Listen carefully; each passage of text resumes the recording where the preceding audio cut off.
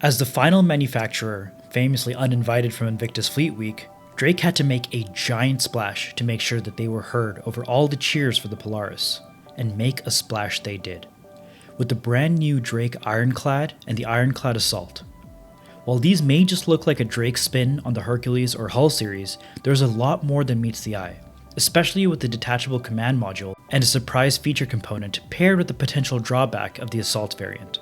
Hello folks, Space Tech here, and welcome to a first look and buyer's guide for the Drake Ironclad and Ironclad Assault. I'm going to be covering everything we know about the ship, as well as how it compares to its competitors like the Hull C and the Hercules series. It's worth keeping in mind that this ship is still in concept, so a lot can change as it moves through the ship pipeline. So with thousands of SCU, does the affectionately named Fatterpillar deserve a place in your hangar? If I helped make that decision easier by the end of this video, a like and subscribe is always appreciated. As always, I've left timestamps in the description down below, so feel free to jump around to sections that interest you the most. These ships come in at an enormous 120 by 52 by 20 meters. Think of this as the length of a hammerhead with the width and height of roughly a 600i or an MSR. Of course, the volume of this ship will be much greater than any of those, considering it's essentially a massive box and has no real flowing lines. Let's start off with the tour of the base variant. At the very front of the ship, we have our front loading ramp. This ramp is more than wide enough to fit the Nova Tonk, so any ground vehicle should fit just fine, including ballistas. If you were loading cargo inside of a hangar, this front entrance would be a great way to quickly move cargo from the ground into the hold. While we do see some imagery of a Drake mule moving cargo in and out, this ship holds way too much cargo to even consider using anything the size of a mule or the one SCU boxes it can carry. To either side of this entrance, we have some components like the shield generator, as well as access to the large size 5 turret on the right side of the ship, mirrored by a turret to control the front tractor beam on the left side. Between these two turrets lies a small secure cargo area on the top floor. That will allow you to separate your most valuable cargo in an area that is harder to reach than the main cargo deck. At this point, we've had no confirmation that this cargo is shielded from scans in the way that the MSR or Taurus have shielded cargo, but I wouldn't be surprised to see it added in the future. We also note that on the sale page, this area is actually listed as the brig, and in the video, we see a man behind bars. I'll talk more about the implications of this shortly. Moving back takes us to the central feature of the ship, its cavernous cargo bay. This is accompanied with the giant opening that can be accessed by retracting the roof.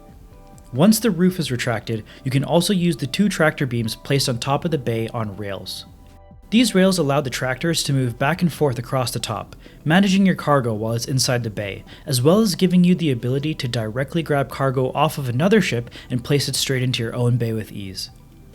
This cargo bay is also flanked by a balcony on either side, very similar to the one on the Caterpillar.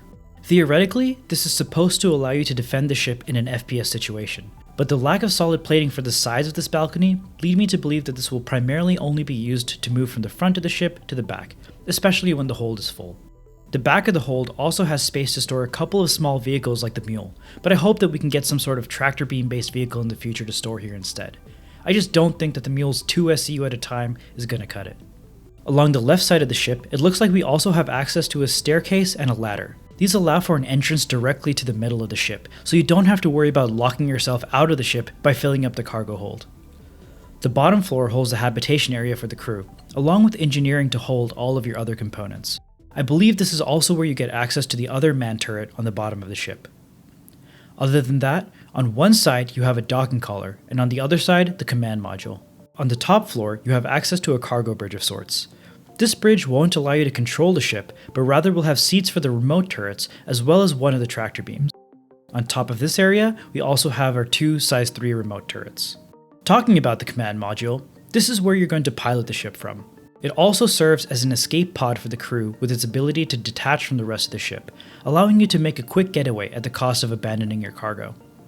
I think as death of a spaceman gets nearer, you'll be incentivized more and more to protect your life at any cost. This command module itself has its own small quantum drive.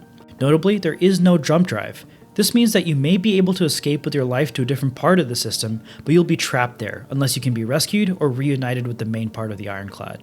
The command module also only has a small quantum fuel tank, so in larger systems you may not even have enough fuel to reach another planet. This brings us to the components of the Ironclad. You get 2 large power plants and coolers. It comes with a large radar, the same as any large ship except for the very largest capital ships, which should give you enough situational awareness to both find and run from potential threats if needed. It also gets a large quantum drive and 2 quantum fuel tanks. This is the same as a Carrack and twice the fuel capacity of a ship like the Caterpillar. The Hercules series of ships also only comes with medium fuel tanks, so the Ironclad will have a much greater range than those.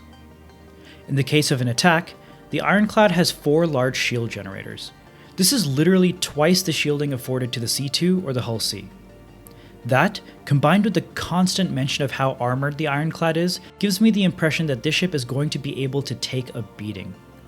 Armor will also make you less susceptible to light weaponry like the ones found on fighters. If you want to kill an Ironclad, you're going to need to bring some serious weaponry. Speaking of weaponry, the base Ironclad gets access to a size 5 manned turret in front, a size 3 manned turret on the bottom, and 2 size 2 remote turrets on the top of the rear. It does also have the internal size 2 remote turret, but that will only ever be useful to shoot at borders. The Ironclad also comes with a measly 8 size 4 missiles, which I hope I will be able to swap out to carry more smaller sized missiles. From these weapons, compared to the size and profile of the Ironclad, I think it's very clear that this ship is not meant to be looking for the fight. While Drake ships have garnered a reputation of being favored by pirates, and we have ships like the Corsair being heavily gunned in order to enable that kind of piracy, the Ironclad is not an upsized Corsair. This ship is quite undergunned for its size, and has very poor coverage beneath itself. If your target isn't in the top half of your view, that lone bottom turret really isn't going to be doing much. While you may be able to survive attacks from light fighters without a sweat, that doesn't mean that they aren't going to be able to sit in your blind spot and continue to be a nuisance. So with a cargo hold more than twice that of a Hercules C2, but 3,000 less SCU than a Hull C, the Ironclad has an interesting role. Not only does it fill a niche in cargo capacity, but you also get the best of both worlds in terms of the security but convenience of your cargo transport. With the open roof, you get a lot of the convenience of loading a Hull C, especially if you're in space or taking cargo off of another ship. Unlike the Hull C, however, you won't be able to just blast the cargo off of an Ironclad. This should give you a lot more peace of mind when traveling through dangerous systems, as you can focus on just getting away, instead of worrying about losing your cargo in your escape. To me, this makes the role of the Ironclad quite clear. Not only does it sit in a great niche with its SCU capacity, but this will be the cleanup crew that runs with pirates to unload and load the spoils of their piracy. With a crew of just 2 people, you have enough to operate the pilot seat and one of the main turrets on the roof, giving you the ability to be in and out of loading as quick as possible. The addition of a brig in the front of the ship also means that if you take any prisoners after the pirate attack, you will be able to store them securely in the Ironclad. This brings us to the Assault Dropship variant. Going through the layout, it appears that there may be a slightly taller and wider front opening than the base variant. Unlike the base, it also appears as though there is no special storage area on the top floor of the front, but the tractor beam turret is replaced with another manned turret instead. You also get 2 more remote quad-size 3 turrets in the front. Moving back, the cargo area has been reduced in size to 1,152 SCU, but now has rearm and refuel capabilities for the vehicles stored inside. We also have 34 jump seats spread throughout this cargo deck. This smaller cargo bay is to accommodate what I think is the prized jewel of this variant, the repair station. This area is meant to repair serious damages that have happened to the vehicles inside. And to facilitate this, it comes with a component fabricator. You heard that right. This ship will have the ability to make components to replace broken ones for ground vehicles. Ground vehicles usually have size 0 components, so we don't know if this fabricator will be able to make anything larger than that, but this is still an awesome addition that will help keep the Ironclad Assault deployed in the field for longer without the need to go pick up replacement vehicles. Moving back, we have essentially the exact same layout, except that the main bridge will now have more remote turret seats instead of tractor seats. This brings me to what I think is an unexpected difference between the base and the Assault variant. That is the top roof. I don't think that the Assault variant is going to have a retractable roof. The strongest reason for this is the Sail website. We see all the features repeated on both interior cross sections, the front ramp access, the command bridge, and the command module. Explicitly missing is the mention of a top opening hangar. There is also no mention of a retractable roof in the description, nor in the interactive part of the Ironclad transmission for the Assault. While this shouldn't impact the dropship capability of this variant, I do wonder if they'll give the Assault a slightly more armored roof in exchange. If it does end up having a retractable roof, it just means that it's going to be more useful as a cargo ship in return. This brings us to the components, which are actually completely identical to the base variant other than the weapons. One of the manned turrets goes from being a dual size 5 to a quad size 5. In addition, you get 2 more quad size 3 turrets in the front at the bottom of the ship. From this layout, it's clear to see that these additional weapons are all concentrated on the front, presumably to secure the landing zone where the deployed troops and vehicles will be exiting the ship. Compared to the base variant, you only lose about 400 SCU of cargo and roof loading. In return, you gain more weapons and an internal repair and component fabrication facility. Looking at the competitors that can hold a vehicle, we have the Valkyrie, which is much smaller and so fulfills a completely different role, and the M2 that can only really carry 2 tanks and almost 1,000 SCU less of cargo. Not to mention the M2 has no repair facility. The only other ship that could compare would probably be the Liberator, which can carry larger ships but will have much more limited repair functionality.